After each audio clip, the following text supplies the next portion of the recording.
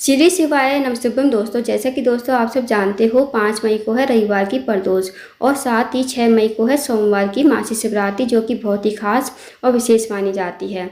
बस दोस्तों आपको प्रदोष और मासी शिवरात्रि के दिन कुछ विशेष उपाय करने हैं, जो कि पूज्य गुरुजी प्रदीप मिश्रा जी ने अपनी कथा में बताए हैं। दोस्तों रविवार की प्रदोष है बहुत ही खास और विशेष मानी जाती है।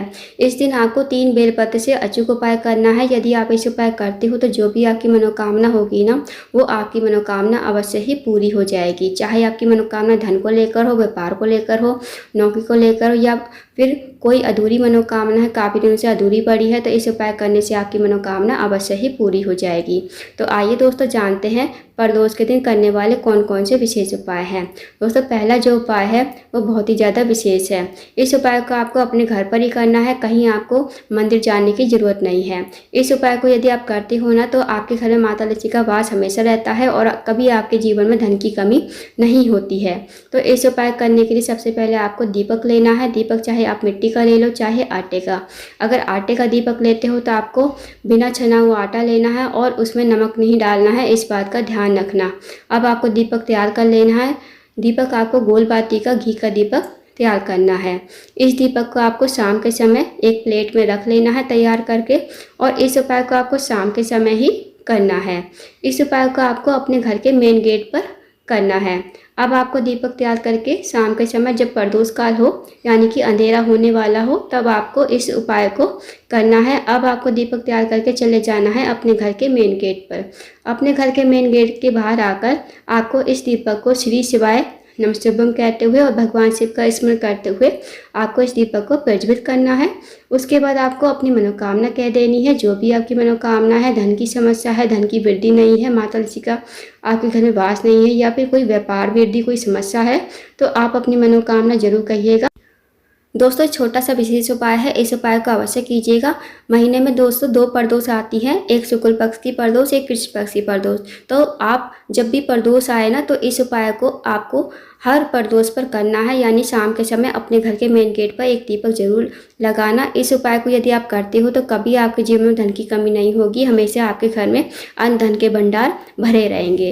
तो दोस्तों इस उपाय को अवश्य कीजिएगा। अब जानते हैं दोस्तों अगले उपाय के बारे में। अगला जो उपाय है दोस्तों, अगर आपका कोई व्यापार है, व्यापार में आपका वृद्धि नहीं हो रही है, या फिर आपकी मनोकामना है धन को लेकर, व्यापार को लेकर, नौकरी को लेकर, या फिर आपके जीवन में कोई समस्या चल रही है धन की, कर्ज की, तो भी आप इस उपाय को अवश्य कीजिए। इस उपाय करने के लिए आपको लेने हैं 3 बेलपत्र। अब जो आप 3 बेलपत्र लोगे ना, आपको देख लेने हैं कहीं से कटे फटे खंडित नहीं होने चाहिए। अब आपको इस उपाय को शाम के समय ही, यानी कि प्रदोष काल के समय ही करना है। अब आपको चले जाना है शिव जी के मंदिर में इन 3 बेलपत्र को लेकर। शिव जी के मंदिर पहुंचकर सबसे पहली जो बेलपत्र है आपको समर्पित करनी है माता अशोक सुंदी के स्थान पर। अब दोस्तों माता अशोक सुंदी का जो स्थान होता है जलाधारी के बीचों बीच में होता है। शिव जी की सबसे छोटी और प्रिय पुत्री है माता अशोक सुंदी। तो आपको पहली बेलपत्र वहाँ पर माता अशोक सुंदी के स्थान पर समर्पित कर देनी है। अब जो बेलपत्र की डंडी का मुख होगा ना दोस्तों, वो आपको जलाधारी की तरफ रखना है, जहाँ से जल नीचे बहकर गिरता है, और पत्ती का जो मुख होगा वो आपको शिवलिंग की तरफ करना है। अब जो दोस्तों दूसरी बेलपत्र है वो आपको समर्पित करनी है जहाँ पर शिवलिंग विराजमान होता है। ऊपर आपने देखा होगा शिवलिंग के ऊपर एक पात्र टंगा होता है, जिसमें से पानी टप टप करके नीचे टपकता है शिवलिंग के ऊपर। तो उसमें जो है शिव जी की 5 बेटियां विराजमान होती हैं, जया, विशरा, सांवली वाली, दौतली और देव। दूसरी बेलपत्र आपको वहीं पर समर्पित करनी है, उसी पात्र के अंदर डाल देनी है। अगर ऊपर पात्र नहीं है तो आपको क्या करना है, आपको ये बेलपत्र अपने हाथ में लेते हुए 5 कन्याओं का नाम लेते हुए जया, विशरा, सांवली वाली, दौतली और देव का स्मरण करते हुए आपको ये बेलपत्र शिवलिंग के ठीक ऊपर समर्पित कर देनी है।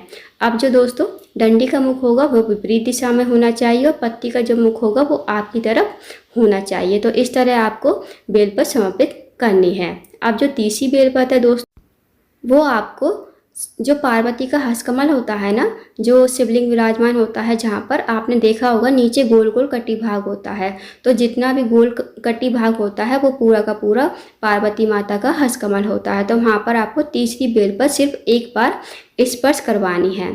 फिर इस बेलपत्र को आपको स्पर्श करवा कर ले जाना है किसी भी बेलपत्र के पेड़ के नीचे। आपको उसी टाइम पर आपको निकल जाना है। जैसे ही आप स्पर्श करवा लोगे तो आपको इस बेलपत्र को लेकर चले जाना है किसी भी बेलपत्र के पेड़ के नीचे। और बेलपत्र का पेड़ दोस्तों बड़ा होना चाहिए, इस बात का ध्यान रखना। अब बेलपत्र के पेड़ के नीचे पहुंचकर सबसे पहले आपको वहाँ पर कोई कंकर मिल जाए या कोई पत्थर मिल जाए तो आप उसे ले लीजिए। अगर कंकर पत्थर नहीं है तो आप वहाँ पर मिट्टी तो होगी, मिट्टी से थोड़ा सा गोल गोल शिवलिंग की आकृति बना दीजिए। शिवलिंग की आकृति बनाकर आपको तीसरी बेलपत्र आपको शिवलिंग के ऊपर समर्पित कर देनी है। जो आपने मिट्टी के आकार की आकृति बनाई है ना शिवलिंग की, उसी के ऊपर आपको तीसरी बेलपत्र समर्पित कर देनी है। अगर दोस्तों आपने कंकर पत्थर के ऊपर कंकर पत्थर लिया है तो उसी के ऊपर आपको तीसरी बेलपत्र रख देनी है। अब जो पत्ती का मुख होगा दोस्तों वो आपको अपनी तरफ रखना है और जो डंडी का मुख होगा वो आपको बेलपत्र के पेड़ की तरफ रखना है। तो इस तरह आपको तीसरी बेलपत्र समर्पित करनी है। अब दोस्तों आपको वहीं पर बैठकर अपनी मनोकामना कह देनी है। जो भी आपकी मनोकामना है अपने अकॉर्डिंग कह दीजिए और वहाँ पर आपको प्रणाम करके विनती करके आपको अपने घर पर आ जाना है। तो दोस्तों बहुत ही अचूक विशेष उपाय है। इस उपाय को रविवार की प्रदोष के दिन ही किया जाता है और किसी दिन इस उपाय को नहीं किया जाता। तो आपके पास मौका भी है तो इस उपाय को अवश्य कीजिए 5 मई को रविवार के दिन। अब जानते हैं दोस्तों अगले उपाय के बारे में, जो कि आपको मासिक शिवरात्रि यानी कि 6 मई सोमवार के दिन करने हैं। दोस्तों यदि आपकी कोई मनोकामना है धन को लेकर, व्यापार को लेकर, नौकरी को लेकर, तो भी आप इस उपाय को अवश्य कीजिएगा। इस उपाय को आपको सोमवार के दिन करना है, सोमवार की सुबह के टाइम पर। तो आपको इस उपाय करने के लिए आपको लेने हैं 108 चावल के दाने। जो आप 108 चावल के दाने लोगे ना, आपको देख लेने हैं कहीं से खंडित नहीं होने चाहिए। अब दोस्तों आपको चले जाना है शिव जी के मंदिर में। अब दोस्तों सोमवार का दिन है, सोमवार के दिन जैसे आप डेली शिव जी की पूजा करते हो, जैसे जल चढ़ाते हो, दूध चढ़ाते हो, फल फूल दीपक जो भी लगाते हो लगा लीजिए। और इस उपाय को आपको बाद में करना है। जब आपकी पूजा अर्चना हो जाए तब आपको इस उपाय को करना है।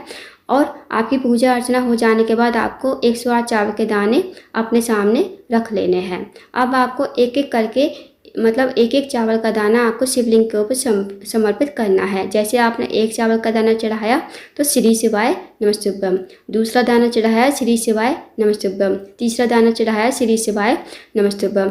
इसी प्रकार आपको 108 चावल के दाने और 108 बार आपको श्री शिवाय नमस्तुभ्यम का जाप करना है। दोस्तों जब आपका 108 चावल का दाना हो ना लास्ट वाला, तो आपको वो चावल का दाना अपने हाथ की हथेली पर रखना है। भगवान से प्रार्थना करनी है कि हे महादेव मेरी ये मनोकामना है, धन को लेकर, व्यापार को लेकर मेरी मनोकामना पूर्ण करे। और आपको अपनी मनोकामना कहते हुए लास्ट वाला चावल आपको शिवलिंग के ठीक ऊपर श्री शिवाय नमस्तुभ्यम कहते हुए समर्पित कर देना है। दोस्तों छोटा सा विशेष उपाय है, इस उपाय को सोमवार के दिन करके आइएगा। सोमवार का दिन भी है और शिवरात्रि भी पड़ रही है, बहुत ही विशेष एंड खास दिन है दोस्तों। तो करके आइएगा, आपकी जरूर मनोकामना पूरी हो जाएगी। अब जानते हैं दोस्तों अगले उपाय के बारे में। दोस्तों अगला जो उपाय है वो है, अगर आपने ये उपाय कर लिया ना मासिक शिवरात्रि के दिन, तो आपकी जो मनोकामना होगी ना बिना मांगे ही पूरी हो जाएगी। क्योंकि इस उपाय को जो भी व्यक्ति, जो भी महिला करती है उसकी मनोकामना बहुत ही जल्दी पूरी हो जाती है। तो इस उपाय को करने के लिए आपको लेनी है सफ़ेद फूल। जितनी मात्रा में आपको सफ़ेद फूल मिल जाए ना आप ले लीजिए। बस आपको केतकी का फूल छोड़कर आपको कोई भी फूल ले लेना है, सफ़ेद फूल। अब आपको सफ़ेद फूल लेकर सफ़ेद फूलों की पंखुड़ी को तोड़कर अलग रख लेना है। और आपको इस उपाय को शाम के समय ही करना है, यानी कि प्रदोष काल में। अब आपको फूलों की पंखुड़ी को लेकर चले जाना है शिव जी के मंदिर में। शिव जी के मंदिर में जाकर आपको इन फूलों की पंखुड़ियों से शिवलिंग और जलाधारी का श्रृंगार करना है। दोस्तों जब आप शिवलिंग और जलाधारी का श्रृंगार करोगे ना, तो आपको मन ही मन श्री शिवाय नमस्तुभ्यम, श्री शिवाय नमस्तुभ्यम या फिर ओम नमः शिवाय का जाप करते हुए जाना है। तो आपको अच्छी तरह से शिवलिंग और जलाधारी का श्रृंगार करना है। और जब आपका श्रृंगार पूरा हो जाए तो आप भगवान को प्रणाम करके विनती करके वहाँ से आ जाइए। बस आपको मनोकामना नहीं बोलनी है, आपको मन ही मन श्री शिवाय नमस्तुभ्यम या फिर ओम नमः शिवाय का जाप करना है। दोस्तों यदि आप इस उपाय कर लेते हो ना, तो जो भी आपकी मनोकामना होगी वो अवश्य ही पूरी हो जाएगी। तो इस उपाय को भी करके आइएगा, बहुत ही अचूक विशेष उपाय है। तो दोस्तों ये थे कुछ विशेष उपाय जो आपको प्रदोष और मासिक शिवरात्रि के दिन करने हैं। इन उपाय को अवश्य कीजिए। अगर आपको जानकारी पसंद आई हो, वीडियो को लाइक करें, शेयर करें, चैनल को जरूर सब्सक्राइब करें। कमेंट बॉक्स में श्री शिवाय नमस्तुभ्यम हर महादेव जरूर लिखें।